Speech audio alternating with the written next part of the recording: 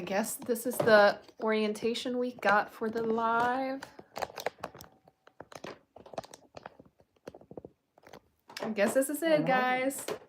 We have to go with it that way.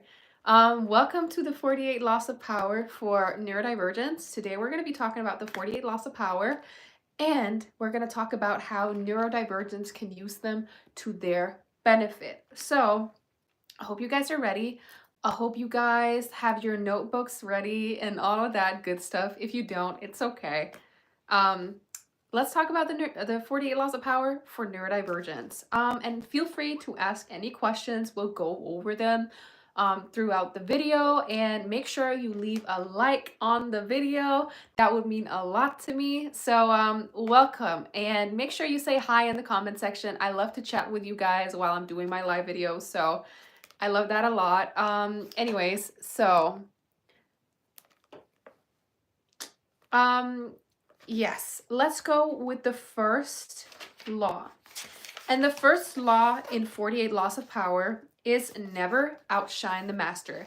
I have the little tiny version right here. I also have the bigger version. But this one is like really heavy, and I just don't want to carry this around, and I don't want to carry it around for the whole live video. So we're just going to go with the small one, which is a little easier to read and a little easier to go through. I can really recommend reading the small one. But the first one we're going to go through is never outshine the master. And when you go to never outshine the master, it does say, always makes those you feel comfortable superior. In your desire, always make those above you feel comfortably superior. Wow, I'm terrible at reading this aloud. Always make those above you feel comfortably superior. In your desire to please and impress them, do not go too far in displaying your talents, or you might accomplish the opposite. Inspire fear and insecurity. Make your masters appear more brilliant than they are, and you will attain the heights of power. So let's talk about that one. Never outshine the master. For the next law, I'm not going to go through the whole text. That's just too much. Hey to everyone who's joined. We're going through the 48 Laws of Power for Neurodivergents. Make sure you leave a like if you like this live. And also make sure you leave any comments or questions you have about this. Yeah, do that. Today, right now we're talking about never outshine the master. Never outshine the master is something that can be a little hard for neurodivergents, because usually they do tend to have issues with hierarchies, or they do tend to not really like people being above them or having too much power. That's something that a lot of neurodivergents feel uncomfortable with. And when you're around other neurodivergents, that's all good and dandy. But oh, thank you so much, Ghost Keeper 09. Thank you so much for joining. Make sure you leave a like. And hi to everyone who's joining. Make sure you leave a like on the live. And today we're talking about the 48 Laws of Power. We're actually just talking about law number 1, which is never outshine the master. And never outshine the master basically means don't make authority feel threatened by you. Make it seem like they're superior and they're above you, and that will actually give you much more power. And basically, never outshine the master is a really great tool to learn if you want to attain more power as a neurodivergent, because it actually teaches you that if you want to get more power, if you want to get treated better, if you want to get people to do more for you, you have to make them feel superior. This is something that usually people, when they talk about feminine energy and they talk about, you know, living your soft life, this is something that a lot of people also have a tendency to talk about. Never outshine the master. You gotta make people feel like they can actually do something for you and that they have power, and that will give you power. Okay. The Art of Seduction is also really good. Maybe we should go through that one in a different live video, but make sure you leave a like if you like this one, because I'll be doing more. So the next one is, well, we're still going on with the never outshine the master. Basically, never outshine the master is a really good thing to to focus on if you want to gain more power, and if you want to get into getting more power as a neurodivergent, because it makes you be able to understand how people in power move. When you are neurodivergent who wants better treatment, wants society to accommodate you better, because as a neurodivergent, sometimes you're just going to have issues when it comes to accommodation. You're going to feel like people don't want to accommodate you. The thing you can focus on when it comes to never outshining the master is that a lot of people are going to find you very intimidating as a neurodivergent, and that can be kind of a bad move for you, because it can make people feel threatened and it can make people feel overwhelmed by you. So a good thing to do is to make sure that, you know, if you're someone who wants a man to be able to take care of you, or if you're someone who wants to have that princess treatment, soft life as a neurodivergent, which is something that I always think that neurodivergent women should aspire to maybe have. Most neurodivergent women, at least, they want to be taken care of. They probably didn't have parental figures that gave them the treatment and the care that they needed in childhood. So getting that soft life princess treatment is really good. And in order to get a man that facilitates that, is really good to never outshine the master. This is also a tip that works for any other purpose when it comes to power, because it's about making people feel like they are not necessarily in control, but that they can do something, that they have power themselves. And when they feel like they have power, they don't feel that you're threatening. The thing about a lot of neurodivergents is that they feel that they want to, you know, overcome all of these hierarchies, and that can be really I mean, first and foremost, that's not gonna burn you out. You need to make people do stuff for you. You can't just go around and do everything. It's gonna really burn you out. Another thing is, though, it is good to make people feel less intimidated by you, because it's gonna make them think that, oh, you're actually someone they want to do more for. Okay. Does that make sense? I hope it does. Anyways, make sure you leave your questions in the comment section, and we'll go over them as we go through the different laws. So this is law number 1, never outshine the master. We're going to go to the next law. And the next law is never put too much trust in friends, learn how to use enemies. And I've also made a video about this on my social medias, my Instagram, and I say in this one that one thing that a lot of neurodivergents do is that they tend to talk about neurotypicals as like an enemy, as if neurotypicals are really dangerous and bad for you. But the thing about a lot of neurotypicals is that they actually have a lot of means, especially if they're, you know, higher class, or if they're successful. They will have more money, they will have more time, and they will also be have a better chance of accommodating you. So thank you, Ghostkeeper09. I really appreciate that. And make sure you leave any other questions. So, but if you, one thing about a lot of neurodivergents is that they think that all neurodivergents are their friends, which can actually be very dangerous, because when you're trying to level up your life, when you're trying to get a better life, a better, you know, better treatment from society, trying to get less burnout, trying to just get a better life, then you have to understand that not everyone you're around is going to be good for you, and not neurodivergents either.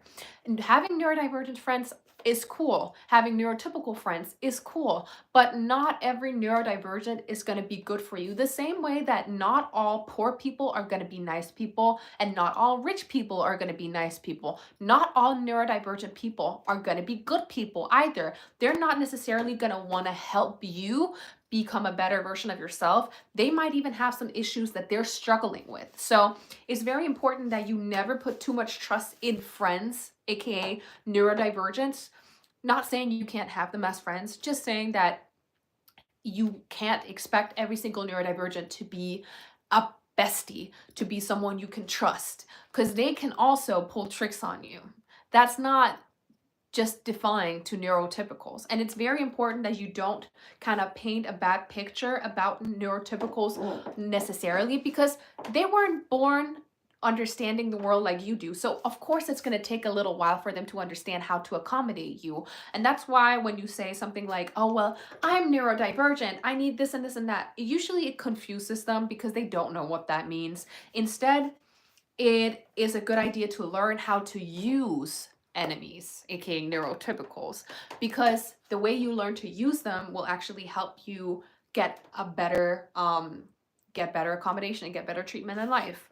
So the thing about the thing about neurotypicals that is something that makes them better to trust is that a lot of neurotypicals, they don't necessarily have the game figured out, but they just generally just configure, like they go through the game of life, and they don't think about it too much, which is something that you can literally use for your own self, while a lot of neurodivergents have a tendency to overthink a lot of stuff, and that's why they can actually turn into enemies more quickly, because if you're someone who's trying to level up, then they might have a thorn in their own side.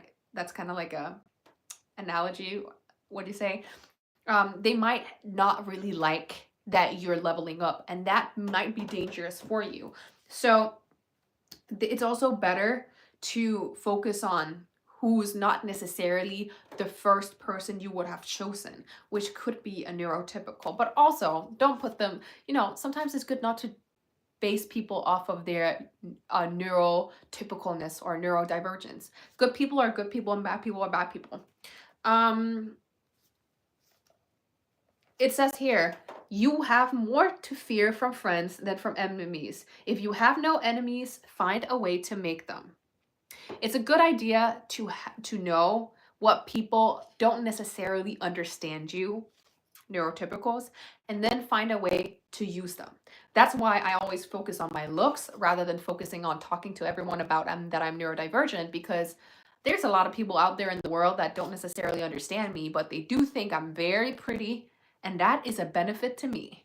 The next thing is conceal your intentions. And conceal your intentions is a really, really good one. Hey everyone, thank you so much for liking my live. Make sure you like it if you haven't already. And we're talking about the 48 laws of power for neurodivergence. And if you have any questions or anything at all you want to, ask, or you want me to talk about when we're doing this little reading, make sure you go ask it in the comment section. I would love to answer. So the next law is conceal your intentions. And basically, this one is keep people off balance and in the dark by never revealing the purpose behind your actions. If they have no clue what you're up to, they cannot prepare a defense. Guide them far enough down the wrong path, envelop them in enough smoke, and by the time they realize your intentions, it will be too late. This is why I don't tell people that I am neurodivergent. People don't deserve to know, and it will also cloud their judgment off me. If I meet someone and the first thing I say is, "Hi, I am a neurodivergent," the first thing they're going to start thinking is all of the things that put me in a box about neurodivergence. And if you know something, it's that when you think something about someone, that behavior is going to come true. So if you think someone is horrible, you're going to act in a way that is going to make them act horrible. So if you meet someone and the first thing they lead with is, "I am a neurodivergent," then they're going to start painting a picture of you. And if they don't necessarily think neurodivergent is good, or if they have a specific idea of what it means to be neurodivergent, they're going to start painting that picture, and they're going to start treating you based on that, which is why it's really good to conceal your intentions. You want to get better treatment from society. You want to get a better life. You want to have more power. That is only going to happen if you play your cards right and you keep your cards close. And this means you don't necessarily tell everyone that you're a neurodivergent, especially when you meet them, because it will give them a certain picture of you. And it's not necessarily always bad. It's not necessarily always good, but it will paint a picture. The better thing to lead with, which is what I always say in some of my videos, is it's better to lead with pretty, privilege, or looking good and looking put together. You don't necessarily need to be a supermodel. You don't necessarily need to be the hottest mom on the block or whatever. You just need to look taken care of and put together, because that will make people believe that what you deserve, the things you ask for, is something you deserve based on how you look, because that's the easiest way for people to judge you. Most people in the world will never judge you by anything on that other than how you look and how you walk. So it's very important that you do have a very important or like a very good leading face, because it's going to help you get to a place where people judge you by being a pretty person rather than you just being neurodivergent. Letting people judge you just by being neurodivergent can be dangerous. Make sure you guys leave questions down below if you have any. I would love to answer your questions, and I feel like so serious when I'm saying like all of these stuff. So when I'm saying all of this, I feel like I'm a little too serious. I'm like, so make sure you do ask whatever questions you have, and I will get back to you promptly, as they say in Britain. But yeah, maybe we should go to the next one. As I said, conceal your intentions. Also, don't tell people that you're trying to get better treatment from the world. I know neurodivergents are direct, but it doesn't work if you're trying to tell everyone that you need better treatment. Like, I need better treatment. I want better treatment. People are not gonna like that. People are gonna be like, when you talk really loud about wanting better treatment, deserving better treatment, people are not going to want to give it to you because it sounds like you've never gotten it. It's kind of like the girls who are very into all of this feminine energy and like princess treatment stuff on the internet. There's a lot of that out there. And you see these girls who don't understand why they're not getting treated nice by guys or whatever.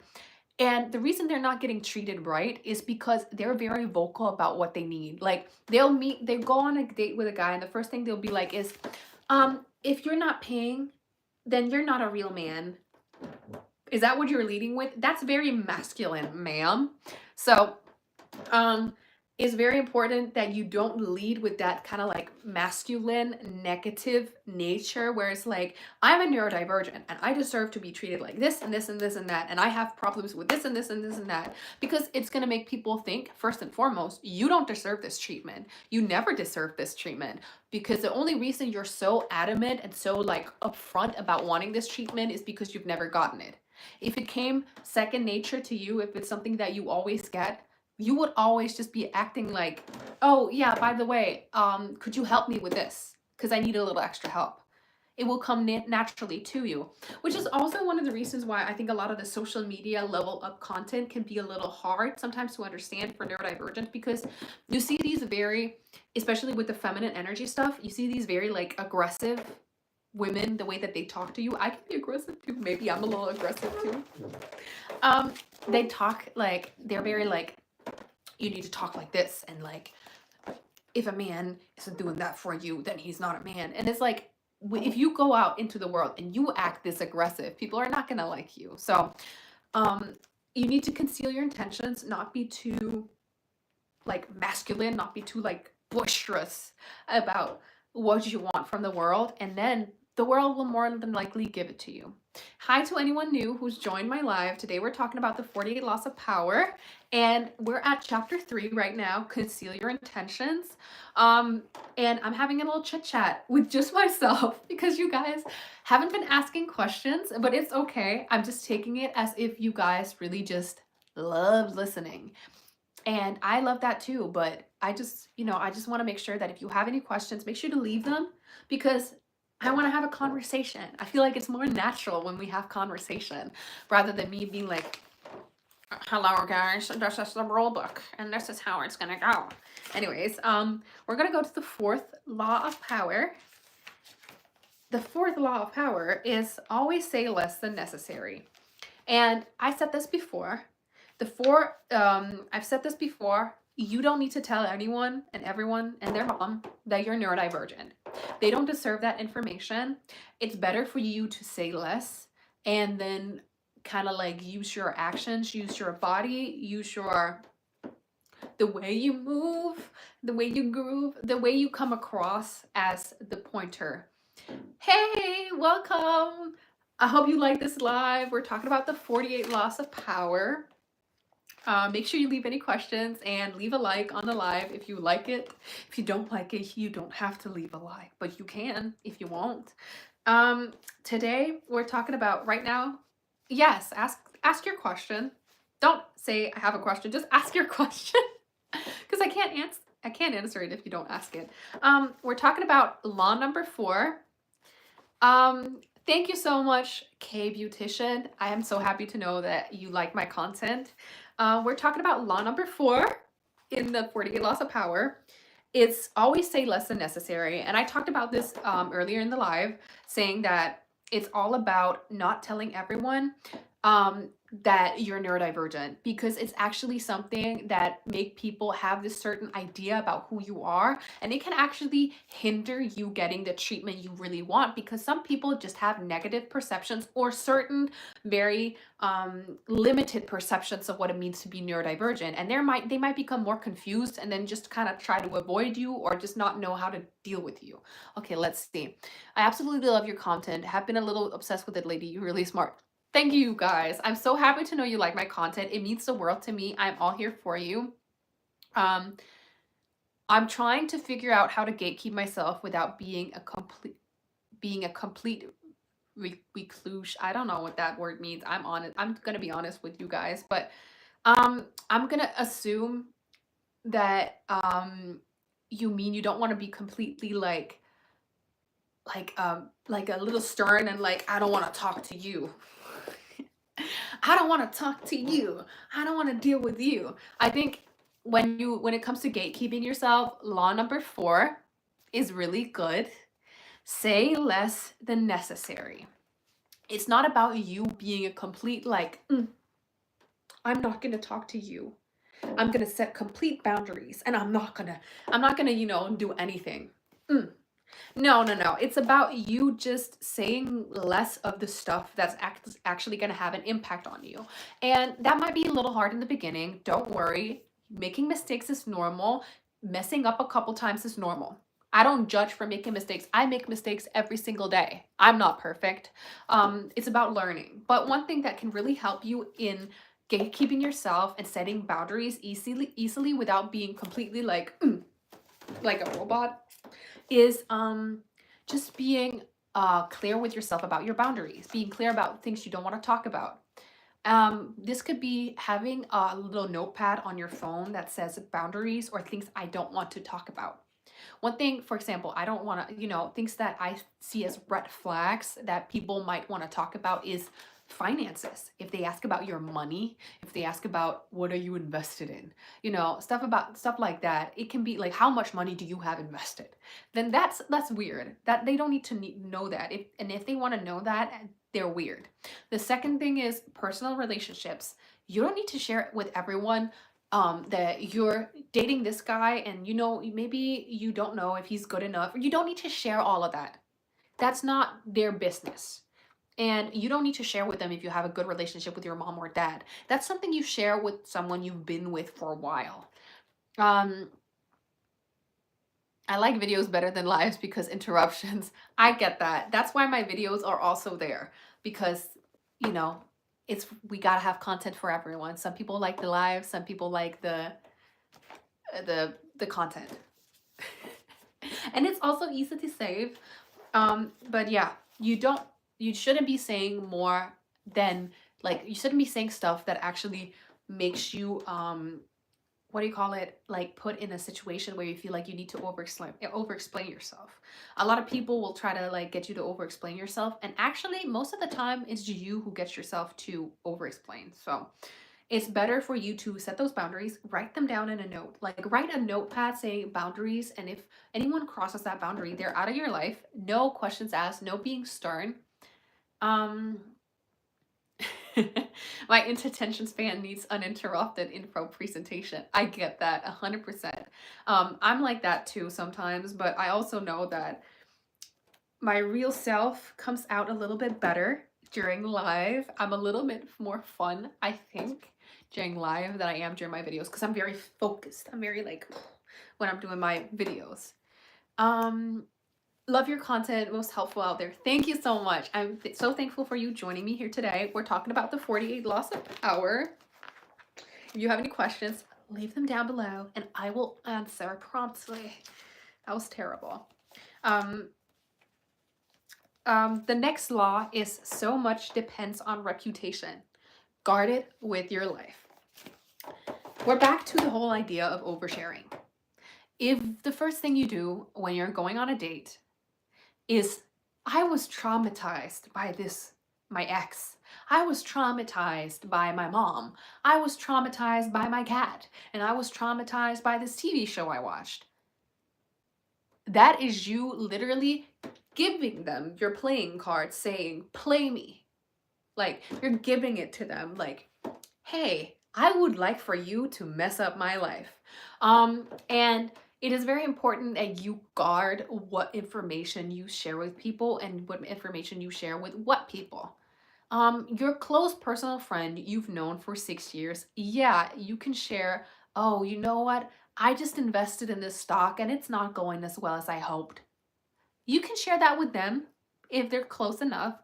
But if you meet someone, you're like, you've met them for the first time and now you're just trying to figure out if they're, a good match for you, friend or partner or whatever, and you're like, I just lost 100K on stocks, or my mom really traumatized me when I was a kid. Do you think that's gonna make them like, they're not going to know more about you. They're not going to know how to treat you. Actually, they're going to know how to treat you. They're going to know what your boundaries are. They're going to know how low your standards are. So it's never a good idea to over reveal too much about yourself, especially personal information. Let me see. I learned that you don't need to be honest to everybody all the time. It's necessary to keep stuff to yourself and keep stuff a little vague sometimes, especially if people could hurt you verbally. Exactly.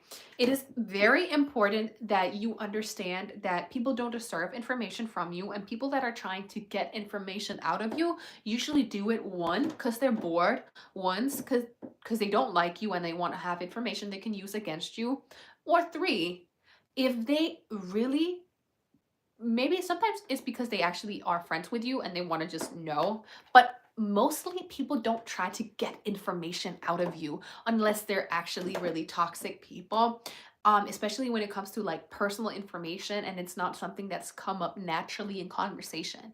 If you're, out trying to get a new friend and this is like, oh, so what do you have a partner or something? Oh, then maybe that will be relevant to share. But if they're like, so you what about like exes? What about those? I mean, obviously sometimes it doesn't come off like that, but it's very important to not share too much personal information, especially when you're just meeting someone, be it friends, someone you might date, or whatever it is. Um, People judging others is basically sad. It is, but you know what? All people do it. Judging is not necessarily bad, unless it's something they do like overtly or in front of you. A lot of people judge people in a way where they judge people that are doing better than them. And most people that are doing better than someone, they don't judge someone who's trying to do better. Like if you're someone who's trying to make it on social media, someone who has 200,000 followers is not going to care if you're trying to make it. They're not going to judge you for doing your best to try to make it. It's only someone who has less than you who's trying to judge you.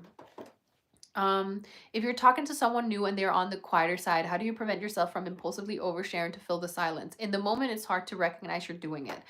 Well, I myself, I'm like a ambivert, so I'm like I like being by myself, but I'm very eccentric. Like I like what I'm passionate about, I'll be very open about with the right people. Like here, I'm on live. This is something I really like doing. So of course I'm going to be a little bit more eccentric.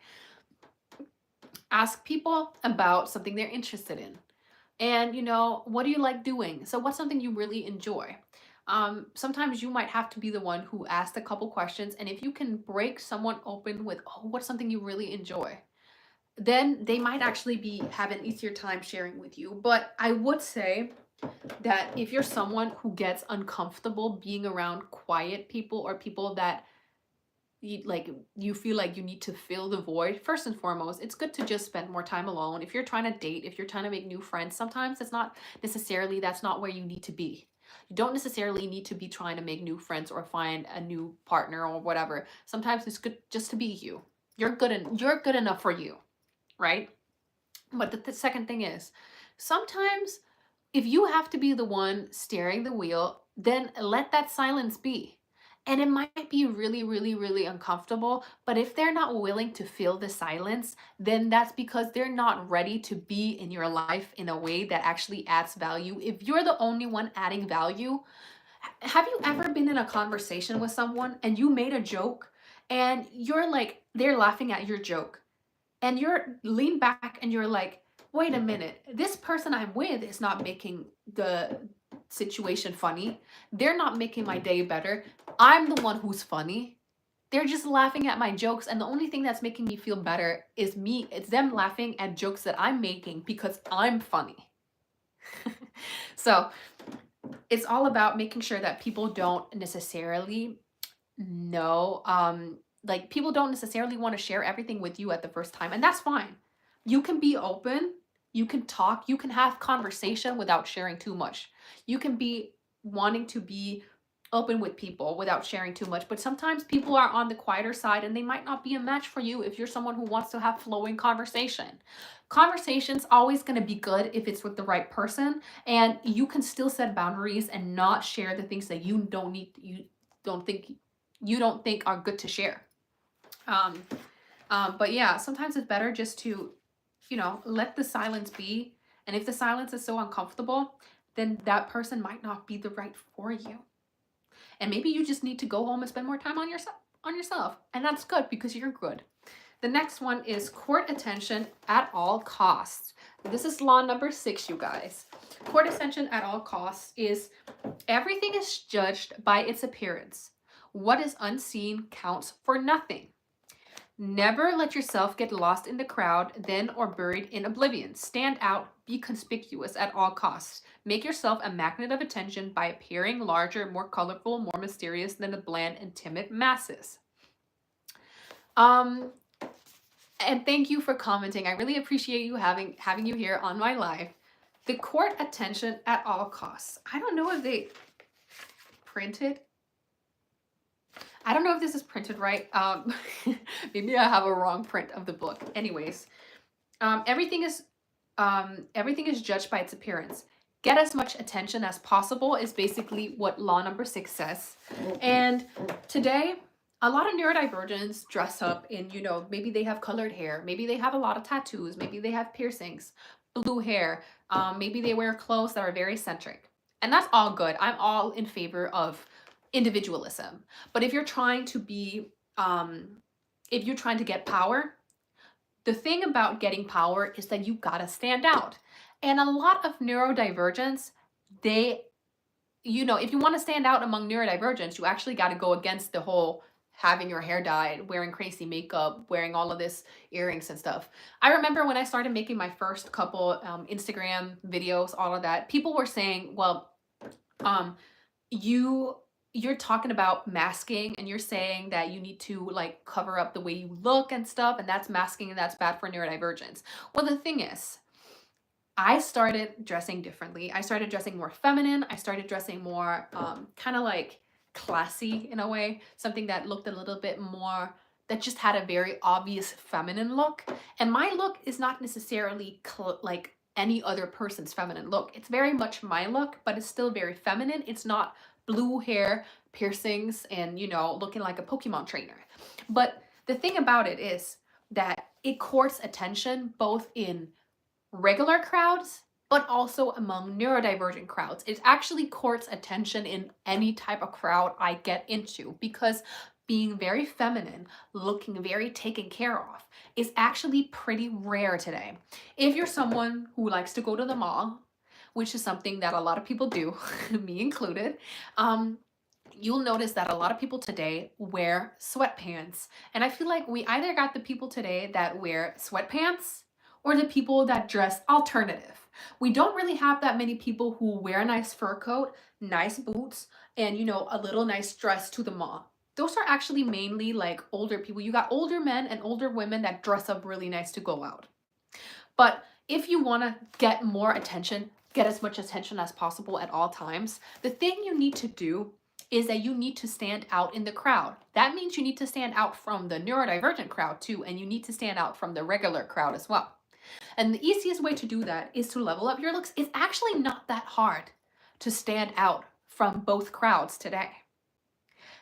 When you level up your looks to look more classy, look more put together, look more polished.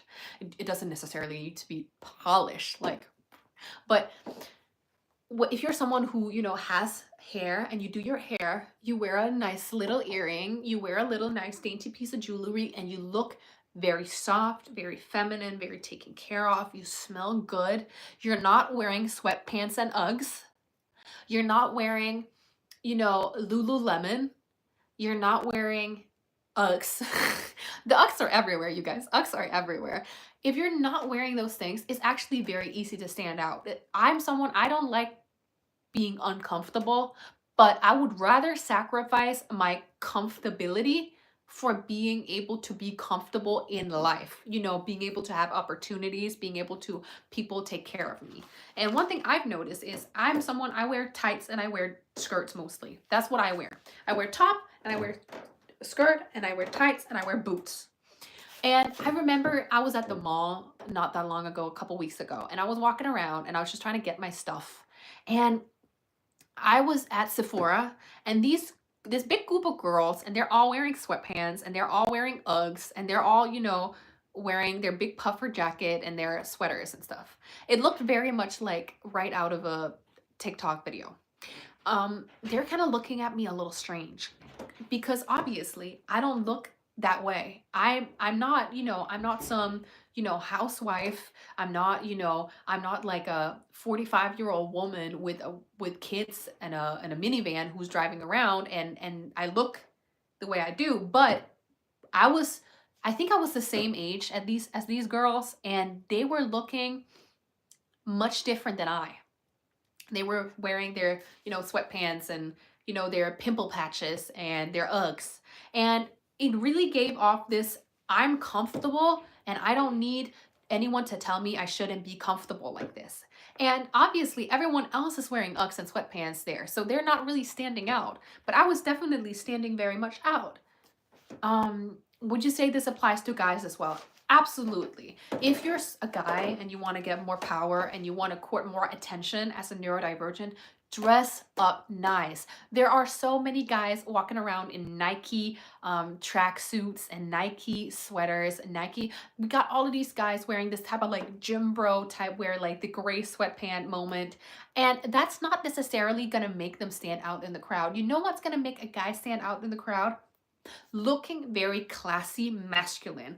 This doesn't mean, having your brows done. This doesn't mean having your hair completely sleeked up or whatever.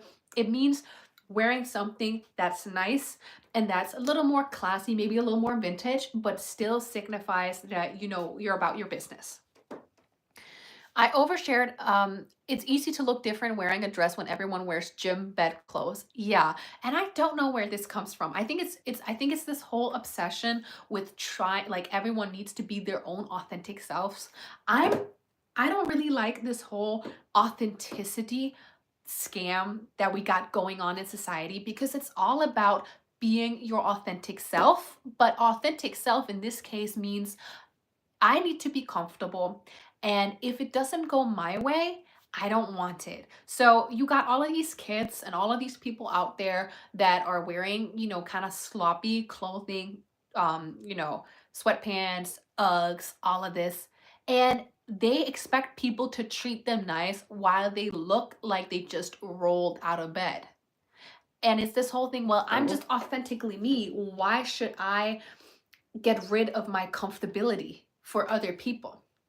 Well, it's clear that you don't want to dress up nice to get better treatment in society because you don't care and you expect that you're an exception. But you need to be exceptional to be the exception. And wearing Uggs and wearing sweatpants when everyone else is wearing Uggs and sweatpants is not being exceptional. It's being the same as everyone else. The same goes for if you're, dye your hair different colors, have a lot of piercings, and wear Pokemon looking trainer clothes. I used to do that, guys. So don't tell me I'm bad for saying that, because I used to do the same. If you need to be exceptional in order to be treated exceptionally, If you want to be treated differently, if you want to get treated better, you need to look better. So it's not that hard. You need, if you throw on a nice pair of jeans, even you don't even need to wear like boots and stuff. I prefer wearing boots. I don't want to wear sneakers too much unless I really have to go for a long walk. But if you throw on like a nice skirt and some tights, skirt and tights are not uncomfortable, you guys. Or wear like a long, comfortable dress. It doesn't have to be tight. You don't have to be like, um, that can already level up your looks. Wear a little makeup, you know, let your hair out. Don't, you know, have it up in a little bun that's constantly hair all over. Okay, let me see the questions. Make sure you guys ask any questions, and make sure you like the video. I would love that. And we're talking about the 48 laws of power, but we're on a little bit of a detour, talking a little bit about something else. Actually, it is the same question. Get as much attention as possible. I overshared a bit about mental health with family member. I'm working on improving it already, but I regret sharing because the person kind of underestimates me now. Thinks he needs to save me. Any tip? Well, one thing is, what's done is done. You can't change the way that people have perceived you in the past, but the only thing you can do is to change your actions. And I think that actually might be the next law. Actually, it's not, but I know that there's a law that says use actions over words. And basically, you need to make sure that your actions speak for themselves. With people that already have a certain image about you, could be parents, could be friends, whatever, they're going to have certain judgmental, they're going to judge you a certain way because they've seen you grow up, they've known you for a long time. You need to change your actions, and you don't need to do it in spite of them. You don't need to do it to spite them. When you do things to spite people, people are gonna, it's gonna be able to be picked up on. When you do things to spite people, people are gonna be like, okay, you're doing this out of spite. I remember I talked to my mom about this, and she talked about how she wanted to do something in her life because she had a lot of, you know, she wanted to prove people wrong. And I'm like, so you're only doing this thing for yourself because you're trying to prove people wrong? And I realized if I'm doing all things out of spite, that means I'm not doing it for myself. I'm doing it to prove something wrong to people. I don't owe people anything.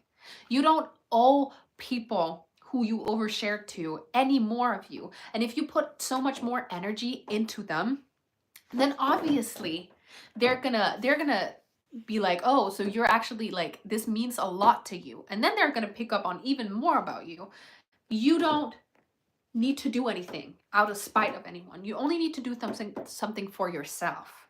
And that's the key to it. Do it for yourself. Don't do it out of spite. Don't do it to prove people wrong. Don't do it to show people that you can do your own thing.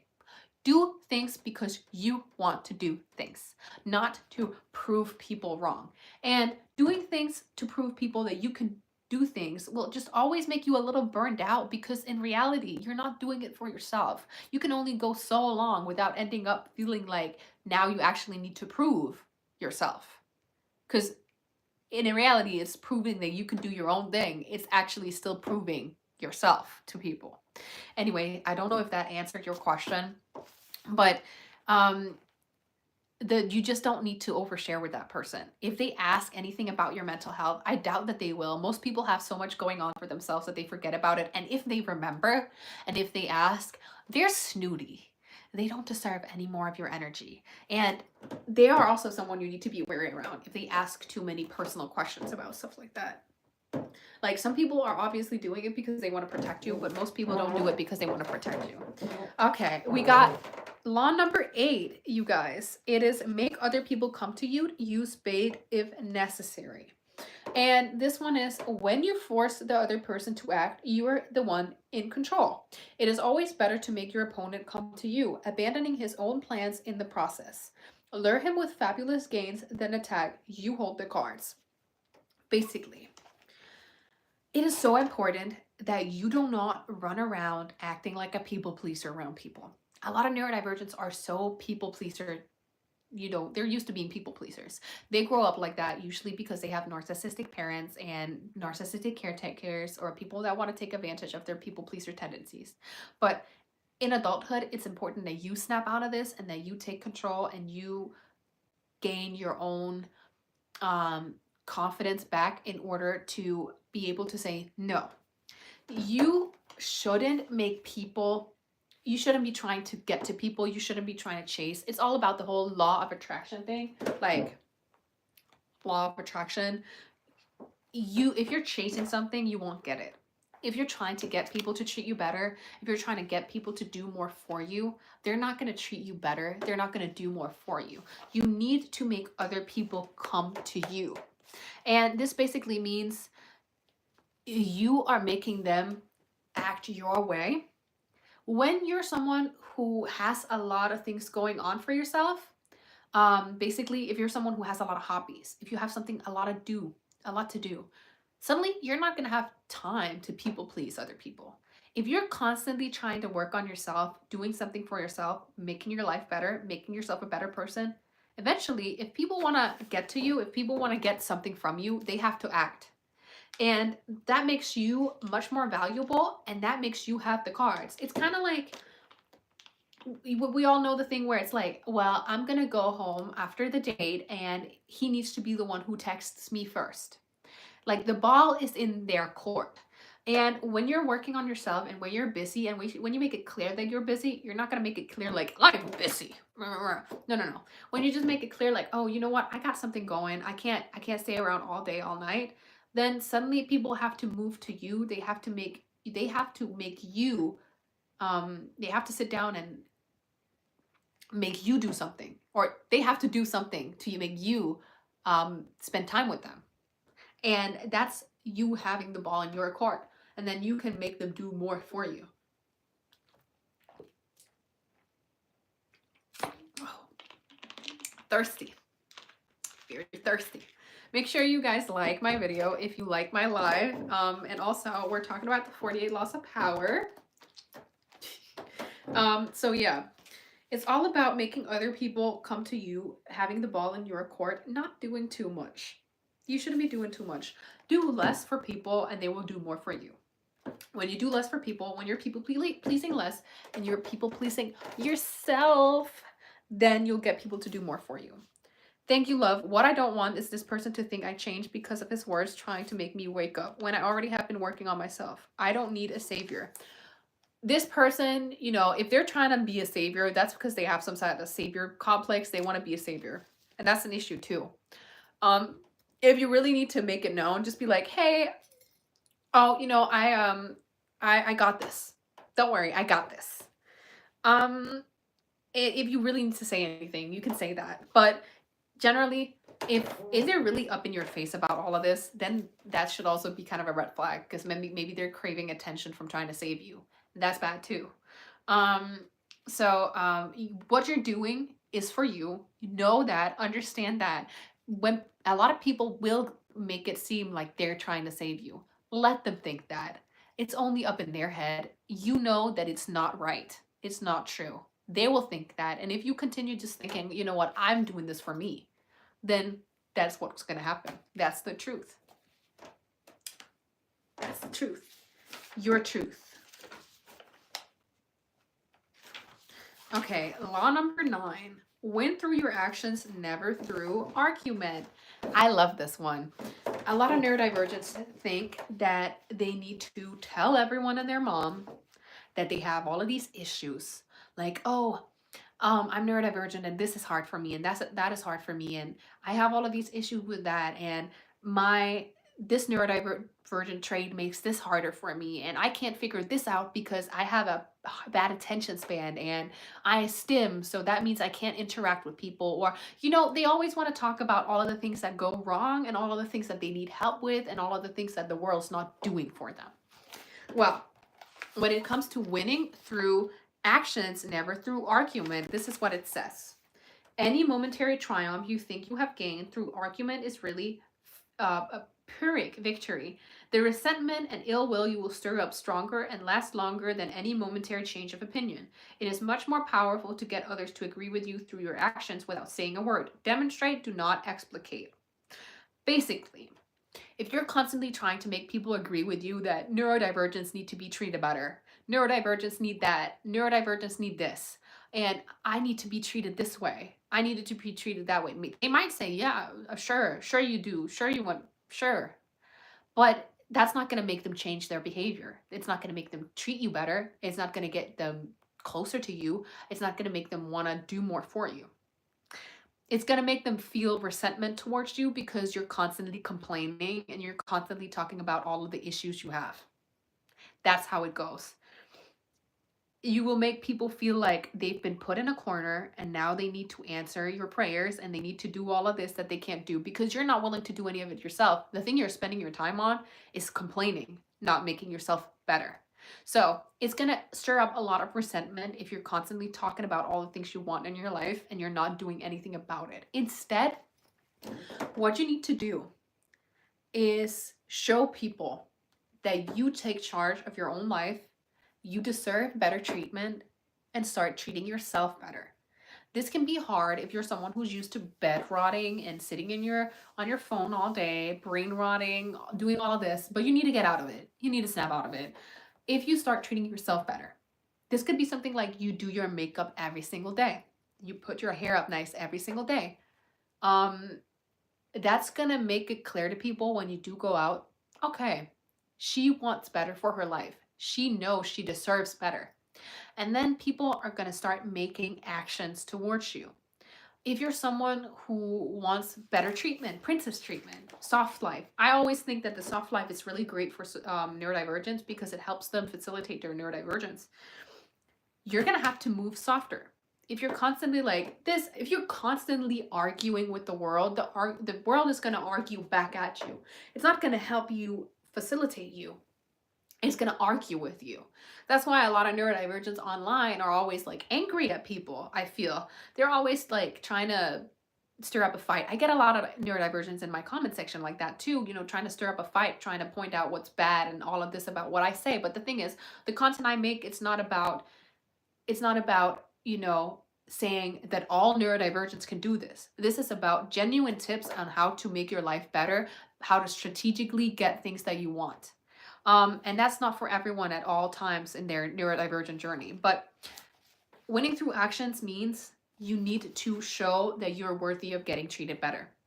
You need to show that you live the soft life. You need to show that you're relaxed. You need to show that you get the treatment that you deserve. This means you can't be running around being masculine, being harsh about the things that you want in life. You can't be up in people's faces saying, I deserve better treatment. The world is terrible. I deserve more. I deserve more from people. The world never changes. I can't change unless the world changes. This and this makes issues for me. Things don't accommodate me. That's tiring. That's going to make people real tired around you. So instead, you got to move with grace. You got to move like you already get what you need. Instead of being frantic, like you need to move out of the way and there's no space for you. I see a lot of older women do this, a lot of insecure older women. They kind of like, for example, at the airport, maybe their bags went through the security thing, the little beep, beep, beep, and now they have to take their bags down. And they're like, oh, sorry, I need to put my things away. You need to take it slower, have more grace. And this goes for anyone, also guys. You need to take it slower, have more grace, be less like upfront, like things need to happen quick. A lot of guys are like this. I know for a fact that a lot of guys are like that. Even with the stock market, they want to sell their stocks really quick after they plummet. You need to act slower. This is something that a lot of guys can actually learn from women. You need to act like things are going to come your way. A lot of guys want things to happen like this.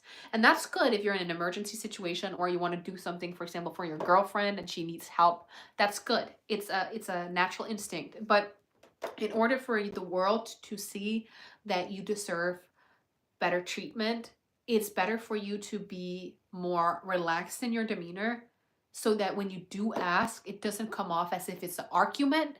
It comes off as if it's natural to your actions. It comes off as if you're like, this is just your natural state. It is normal for you to ask about getting better accommodation. Hey, can I get help with this? Hey, could you help me?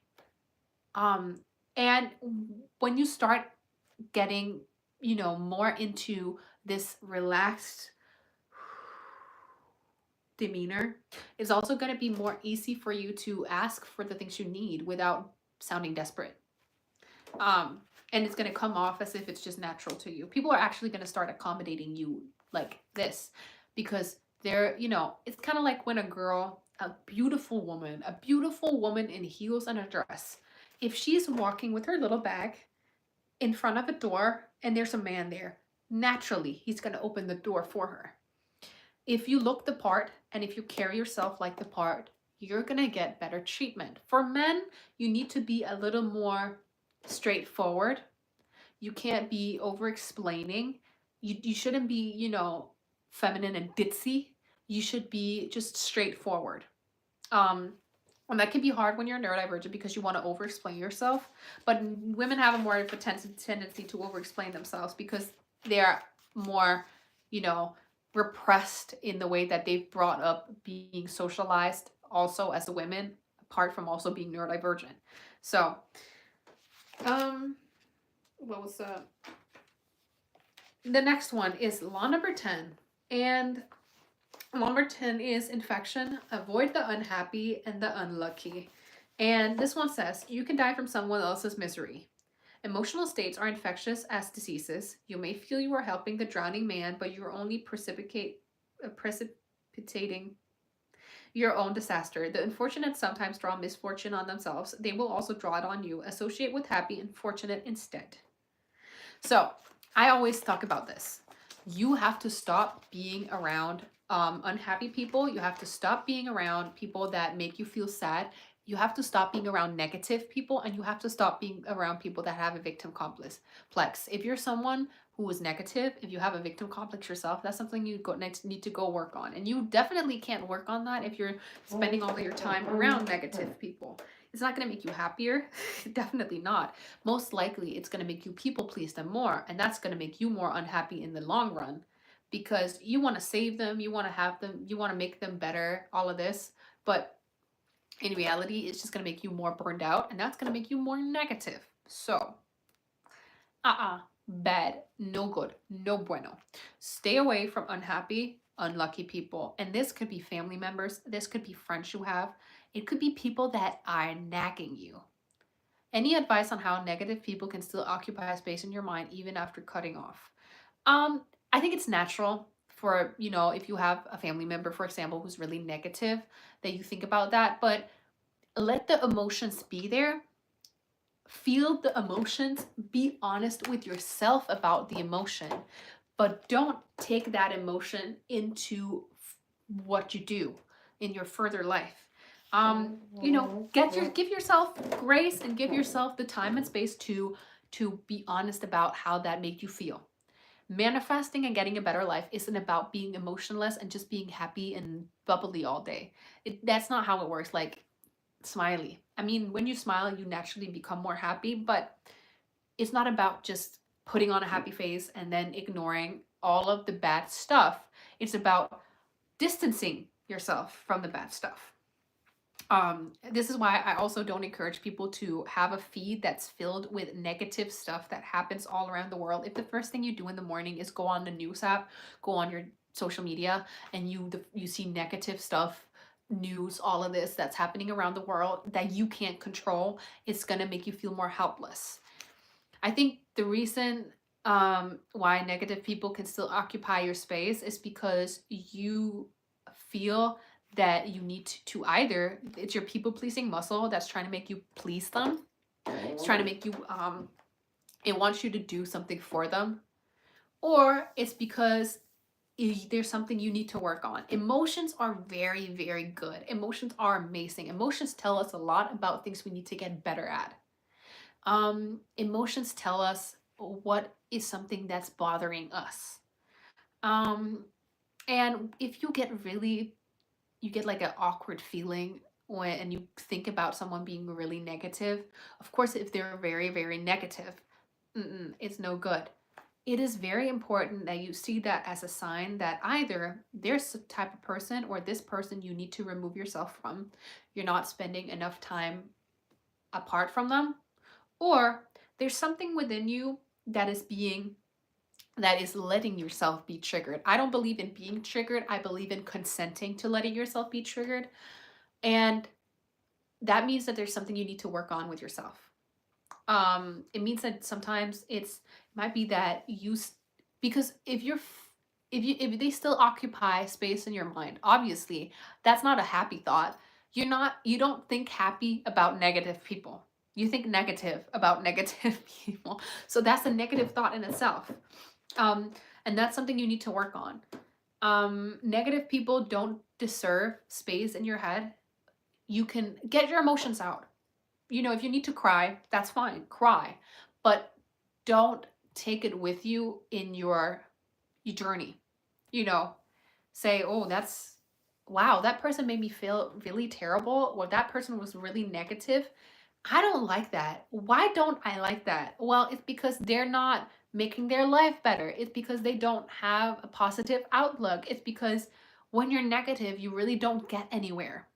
So ask yourself, why? Why is that person making me feel like that? And when you sit down and journal, why does that person make me feel like that? I've had that with a couple family members where they're like always bringing up negative stuff. And I know now why they make me feel like that, why they are so negative. And I don't hold a grudge. I don't feel negative around, I can laugh about it. It's still not bad. I still think about it, but it's not something where I'm like, it's occupying my mind and my space all the time. And I think that's very important. You don't let it take over your whole life. It is not your whole life. That's their life. You don't owe all of your space to that. But it's definitely something you need to work on. And it's going to take time. It's not necessarily easy, but I'm telling you, it's going to be worth it. Because eventually you're going to meet a negative person and your aura is going to be so strong positivity that negative person can't even cling on to you. I remember I was at one of those playa bowl places. If you know that place, it's like a place where you can get smoothie bowls, acai bowls, all of this. And I remember there was this really like negative woman behind the counter. It was not that she was negative, she was just giving weird vibes. And I remember I wanted to sit in the sun in the front of the store, and I don't know what she was on, but she was like, maybe you should sit in the back of the store. And I'm like, it's because it gets really hot in the window and that might melt your bowl. And it wasn't like a really friendly advice. It was kind of like, I think you shouldn't be sitting in the front. And I'm like, I'm just going to go sit in the front. She's not going to be telling me what I can and can't do. But then afterwards, I think I wanted to go to the restroom. And then I went to the restroom and, I couldn't really tell if anyone was in there. So I kind of like take like down the door slowly. I never do it hard because that's terrible. If you're the type of person who go like that at a bathroom door to figure out if it's open or not, shame on you. But I just wanted to check. And she's like, there's someone in there. There's someone in there. And I'm like, okay. It was just like interesting. And I remember thinking like, wow, that was an interesting interaction, because she clearly was a little sour, but I didn't make it define my whole day. I remember it because I think it's funny. And I think it's a little sad that someone feels that they need to act that way and that they wake up in the morning and that's how they greet people. That's sad, scary, and a little funny to me. And I can laugh about it, but it's not something where I'm like thinking like, wow, they're so negative. I'm going to be negative too. There are always negative people out there in the world. There are always going to be negative people. You can't control that. Someone might having a bad day is fine, by the way. But yeah, once negative people realize they can't get to you, they become more and more upset. So they either continue or switch their behavior, even if it's fake as hell. You know what? They become more upset. And you know what? That's really embarrassing. When they become more and more upset, they become like more and more mean and agitated. Like, what's her name? Gretchen in Mean Girls, when she's like, when Regina tries to sit down and she's wearing sweatpants, she's like, you can't sit with us. And she's like, that's like, wow, that's a lot. So people usually get a little defensive and they get like, Like it's like if you put a piece of coal between their cheeks, that piece of coal would turn into a diamond. That's how uptight they are. um yeah. They're just gonna leave you alone eventually because they're understanding that they can't get to you, especially because you're just gonna leave them. You're just gonna leave them be. Like, especially like that woman behind the counter, I can't deal with that. I know for a fact that with my family members it's a little harder because I meet them, you know, I see them once in a while, but I don't spend every single living moment around them. So I need to just like let it be. If they're not nice to me, if they want to talk about their issues, I just sit like this and I sing like a little song in my head. La la la la la la la la. I'm like singing in my head. La la la, and I'm like, oh yeah, oh yeah. La, la, la. And then they're like, they can talk about whatever they want. I've sewn it out. I've come to the point where I just sewn it out. And people know that I don't interact with them if they talk about negative stuff, and then eventually they stop. Anyways, we're talking about the 48 laws of power. ASMR. Let's talk about the next law.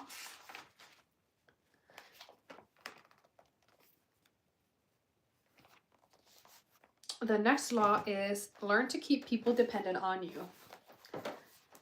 To maintain your independence, you must always be needed and wanted. The more you are relied on, the more freedom you have. Make people depend on you for their happiness and prosperity, and you have nothing to fear. Never teach them enough so that they can do without you. I'm sorry.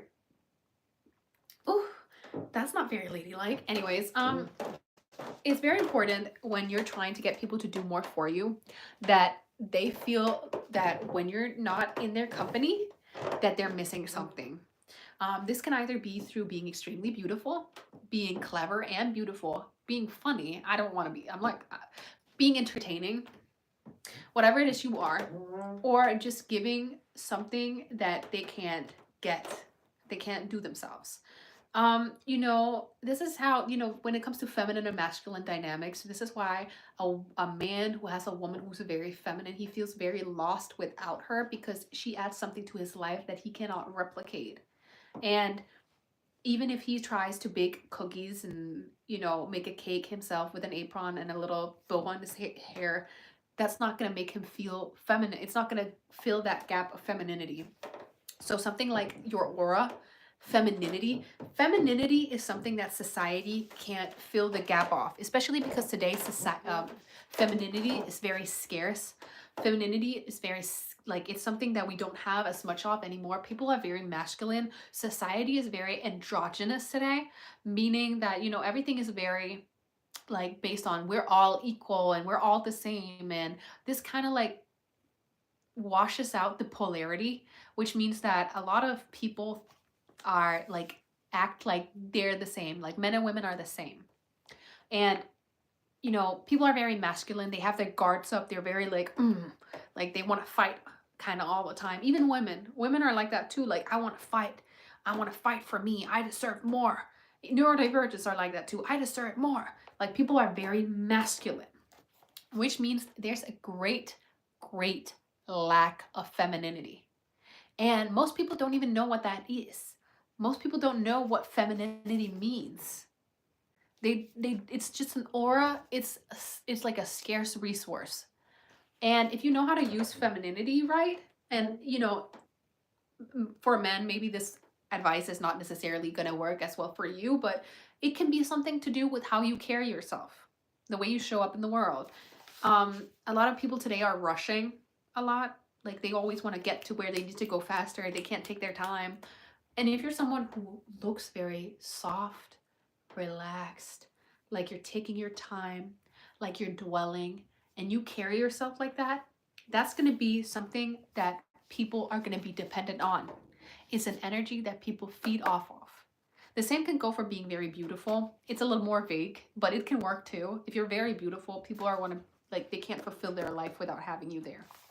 So it's a way to keep people dependent on you is to heighten your feminine energy, because a lot of that is not present in society today. Everyone's very masculine. Everyone's very like everyone's wearing sweatpants and Uggs to mall, and if they're not doing that, they have blue hair and piercings, and they want to look like emo or whatever, which is also very masculine. So tap into that femininity, the softness, the polarity. Again, it also goes back to the whole court attention at all costs, be different. Because when you court attention at all costs and you're different, that also makes you like, people are like, oh, I need her. You make me feel so different. That's why I need you. What can I do to make you be around me? That's when they start doing stuff for you. That's why femininity is such a strong thing. And maybe I should make more YouTube videos about this. But femininity is such a strong thing and such a strong power that neurodivergents can use to get more. Because first and foremost, it makes their nervous system much more calm, makes you less burned out. Second of all, you get more accommodation, so you naturally become more calm. Third of all, people don't want feminine people to do too much. They want them to be taken care of. And because the world today is just so stuck up, it's something really sweet. It's like a sweet treat for the world. The next one is use selective honesty and generosity to disarm your victim. One sincere and honest move will cover over dozens of dishonest ones. Open-hearted gestures of honesty and generosity bring down the guard of even the most suspicious people. Once your selective honesty opens a hole in their armor, you can deceive and manipulate them at will. A timely gift, a Trojan horse, will serve the same purpose. Basically, it could be a good idea to be oversharing strategically. Neurodivergents generally have a tendency to overshare all the wrong information, trauma dumping, all of this, but it can be a really good idea to overshare things that make people feel like you're less of a threat. So maybe share an embarrassing story. And this story doesn't have to be real. It can be something where you're like, oh, I'm so sorry. This is really, really embarrassing. Or, oh, you know what? Like maybe, okay, say you're out and you're sitting around this really mean group of girls. This is very like a made up example. And they're like all looking at you and they're like judging you. You look perfect. You look gorgeous, right? So they're like judging you because you're like on your thing, right? One thing you can do is be like, oh my God, I'm so sorry, you guys. Do you guys have a tampon? It's really embarrassing. I don't have any and I really need one. If you don't have one, it's okay. I'm gonna go ask someone else, but it's really embarrassing. I'm sorry. That's gonna make the mean girls, or I don't know if they're necessarily mean, people that are intimidated off you, and I don't mean the mean popular girls, I just mean people that have something against you. That's gonna make their guard go down because they're gonna understand that you're not perfect. This goes with, I read an article that said that people who spill a cup of coffee during their first interview, like when they're being interviewed for a job, seem more likable and seem more dependable because it seems like they're not perfect. When you appear perfect, like have strong boundaries, have your, like you're very straightforward, you're beautiful, you're all of this that's basically non-human, people are going to try to look for flaws because they know that you're human. So they're going to try to look for flaws. It's better for you to give them flaws to go off of. So, tell them something you're embarrassed about. If maybe you have a mother or a friend, or maybe, and they shouldn't be your friend if that's what they do. But maybe you're around someone you need to be around. Maybe it's a coworker who's always like trying to figure out what your insecurity is.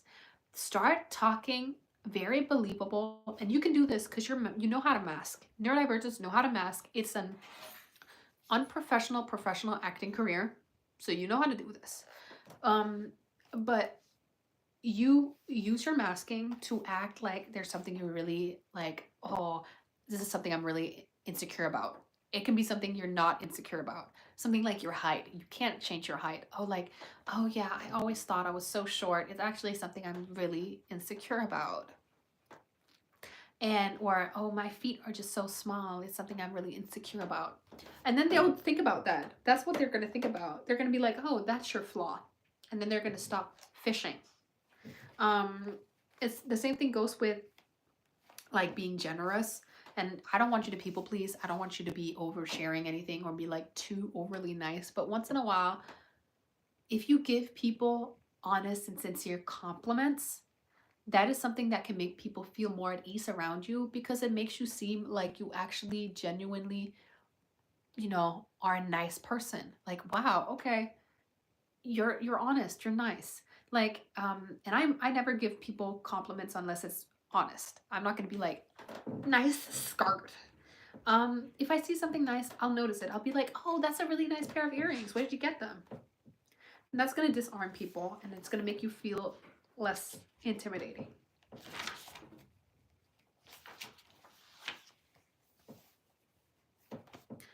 The next one is number 13, and this one is called When Asking for Help, Appeal to People's Self-Interest, Never to Their Mercy or Gratitude.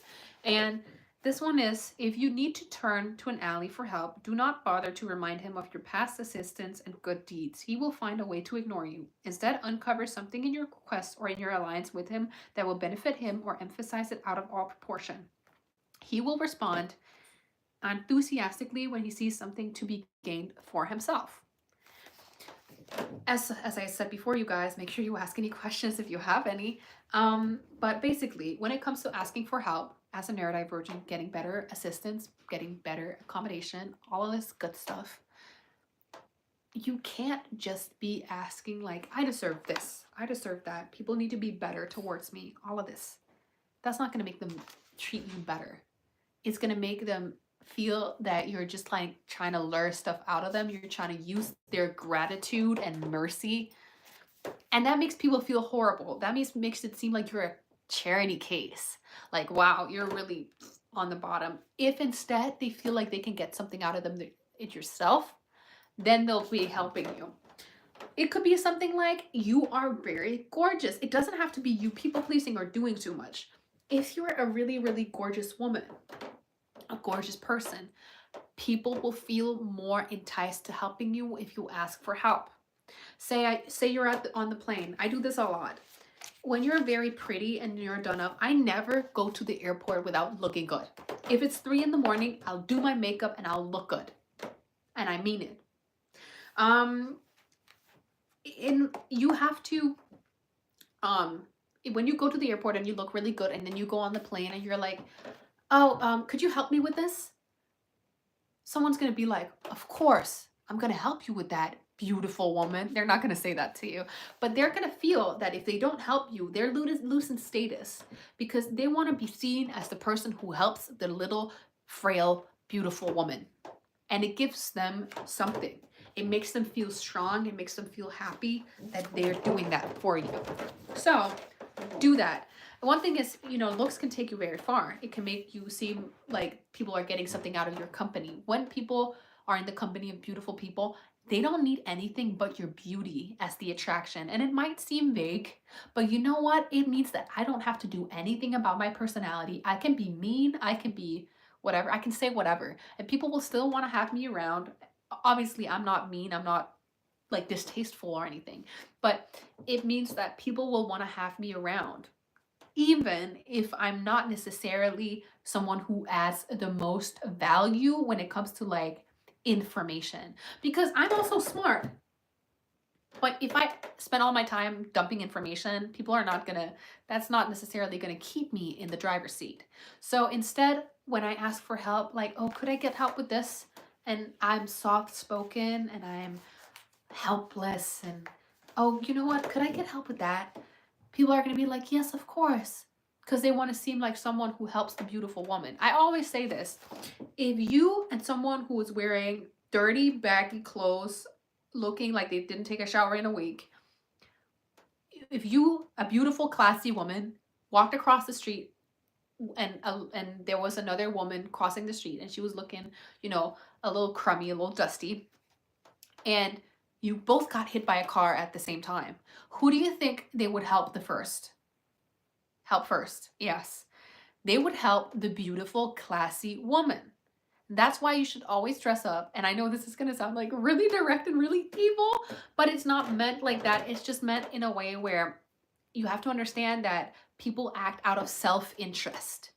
People want to be seen as the one who saved the beautiful princess. They don't want to be seen as someone who's doing something for charity. As much as charity is good and charity is great, they don't want to be seen as someone who's doing something for charity. They want to be seen as someone who's trying to help you because you're beautiful. They want to have something. They want to have their ego stroked. Humans are simple like that. They want to have their ego stroked. That's why it's better to appear to be someone who's going to stroke their ego, just like the way you look. And I don't mean you need to go and wear like tops that go down here and everything that makes you look like you have a BBL or something. No, no, no. You can be very feminine and very gorgeous and wear the most modest outfits ever. The most modest outfits are sometimes the most feminine outfits ever. Your face is a face card for a reason. You can get in almost anywhere with your face card, and you can get the help you need with your face card. You just need to level up your life and level up the way you dress, because it's gonna make people want to see you as not a charity case, not a neurodivergent who's asking for help because they're, they have issues, but a beautiful woman who's asking for help. And of course, I'm going to help the beautiful woman. She deserves to be helped. Everyone wants to see me helping her. I want to see me helping her. It makes me feel good that I'm helping the beautiful woman. It doesn't make people feel good saying that they helped someone that had issues because they're neurodivergent. It might help neurodivergent. Neurodivergent may feel good, but it doesn't add any value to a lot of people's life because they're vain. They want their ego stroked. They think with their ego. So think about that next time you want to ask for help. It's better for you to appear like someone who is worthy of helping because that's just your energy. What if you're a guy? Well, first and foremost, most of the content that I make, I'm obviously a woman. I'm not a man, so I can't give exact advice about how to do things as a man. But one thing I will say though is that if you look very good and if you look nice and dressed up, like you look serious, if you look like you respect yourself, then people are going to respect you. For women, it's about you looking beautiful, you looking feminine. For men, it's about looking like you respect yourself. So if you're someone with a lot of piercings, if you're someone with a lot of like messy facial hair, if you're someone who, maybe, wears the t-shirts and shorts out and that's all you do, that's what you have to change. You have to look like you respect yourself. And, that's a vague term because everyone respects themselves even if they wear whatever. That's not how people work. People work very visually. So if they see a guy who's dressed up very nice in, like boat shorts and a little polo and, he has his nice sunglasses and he looks like he works out, then they're going to be respecting him more than if he is someone who is, looking more sloppy. And this is also something that comes that has a lot to do with the male gaze. We all know about the male gaze. If you don't know about the male gaze, it's the fact that men see things a certain way. Men appear to other men's male gaze. Men want to look strong in front of other men. Men are only going to help you and respect you, actually more respect you. And respect will get you help. Not necessarily help like women, but it will get you opportunities. It will get you where you need to go if you look like you respect yourself. That's why, in a male fitness center, you'll have pictures of strong men on the walls. And these men will be like, yeah, this is a strong man. Like men will want to look good for other men because a lot of women don't really care about a man being like buff, but a lot of men care that other men care. The same way goes for women. Society is society. I'm not giving tips that are based on how society should be. I'm giving tips based on how society works. Society is very male focused, like very male gaze focused. And if a man sees a beautiful woman in distress, even women, a lot of women work with the male gaze too. If a woman see a beautiful woman in distress, if a man sees a beautiful woman in distress, they're going to be like, oh, wow, she's feminine. I need to act masculine now. I need to save her. People will be more likely to help you or be nice to you when they themselves derive value from being associated with you. Exactly. And that's why you need to kind of like, as much as the male gaze is not something that I think is good, you can use it to your advantage. and you can use it to get better accommodation. If you look very feminine, or if you look very masculine as a man, like if you look quintessential nice put together as a man, men will respect you, and that will give you more resources, it will give you more money, it will give you more of all of this as a man. On the other hand, if you're a woman, you need to lean into your feminine side and be more relaxed, be more feminine, soft, dress softer, carry yourself softer, and it will still appear a little bit to the male gaze, because men will be like, wow, that's feminine, that's different, but not in a bad way. It's something that they want to protect. Being associated with a beautiful woman, they feel better about themselves, so they derive value from an interaction with them. Exactly. And that is why, as a beautiful woman, you need to know your worth. You need to know what your worth is, and you need to not settle. You can't settle, because when your beauty opens so many doors for you, it does so much for you, that you shouldn't be sitting down and being like, oh, I'm just gonna settle for whatever, because it can literally do so much for you. Which is why when people help you out because of your beauty, you should also demand more, because you know you're beautiful, not because you know you're neurodivergent. All people, you know, essentially they deserve respect, all people, but you need to demand respect, because you know you make an effort for yourself. If you're a beautiful woman who gets up every single day, goes to the gym, works on the stuff that she needs to work on herself, has a job, all of that, why should you settle for someone doing, like, giving you a cup of coffee? You're literally doing so much for yourself. You're literally putting so much effort into yourself. You're building your own power. People get value from being around you. When you put more value into yourself, when you build yourself, you're going to understand that the value you have needs to be reciprocated. It all seems like a big marketing market to strategize towards. Exactly. You need to strategize towards it. Actually, this is me being a little, I don't know if you want to say anti-feminist, but today the whole feminist movement of women and men are the same, and women and men are equal, and women and men should, you know, all be treated equally and stuff. You know, women and men go 50-50. Women and men need to do half and half. And they tell women that women are the same as men. First and foremost, that will never be true. Second of all, they do that so women don't understand the inherent power they hold within them as beautiful women who take care of themselves. Because then women feel like they need to go out and people please men. They feel like they need to go out and prove to the world that they can be the perfect woman. And then they have to, you know, show that they can do it all. And you know what that does? It makes them feel less valuable, because they will never be able to find someone who's going to show them that they're doing enough. Because society will never tell women that they're doing enough. Women have to understand that their value is inherent. It comes from within. And when they focus on themselves, when they grow themselves, that's when the fruit comes. You can't pour water on someone else's garden and expect your garden to grow.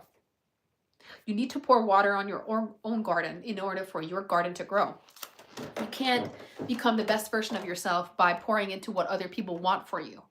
So that's why, you know, today society understands that when women act more masculine, men have an easier time getting with women. Men have an easier time getting to good women, because their standards are lower.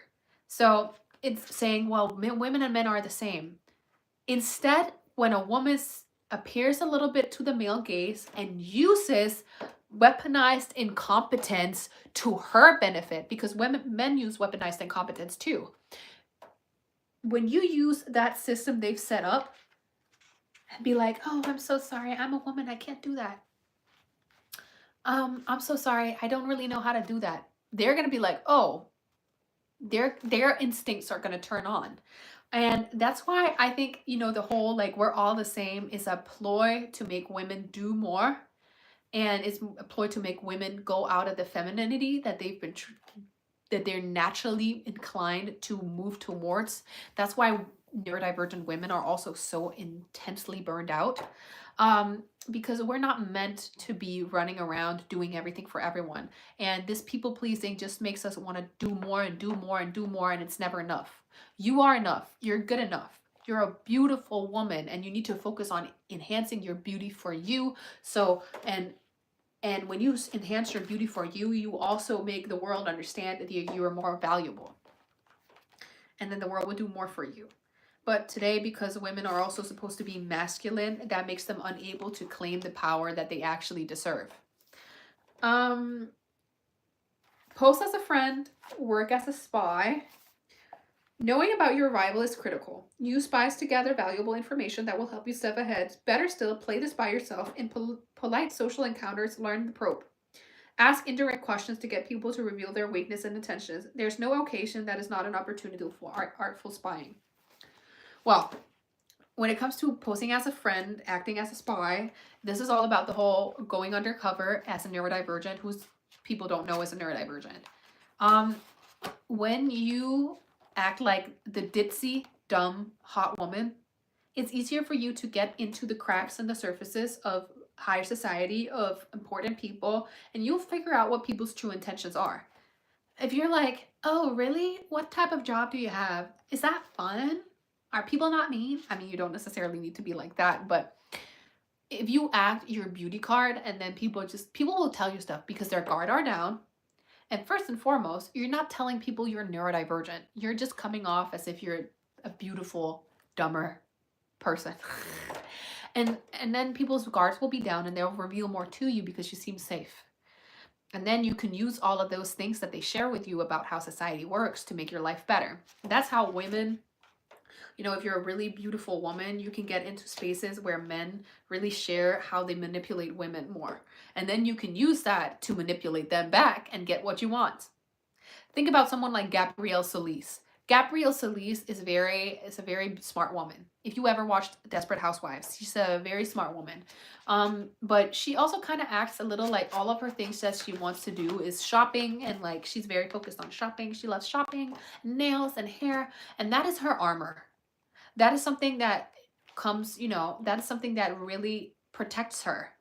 And it's actually something that a lot of people that have trauma use to protect themselves. If you think about someone like Gabrielle Solis, spoiler alert, if you haven't watched Desperate Housewives, get off right now.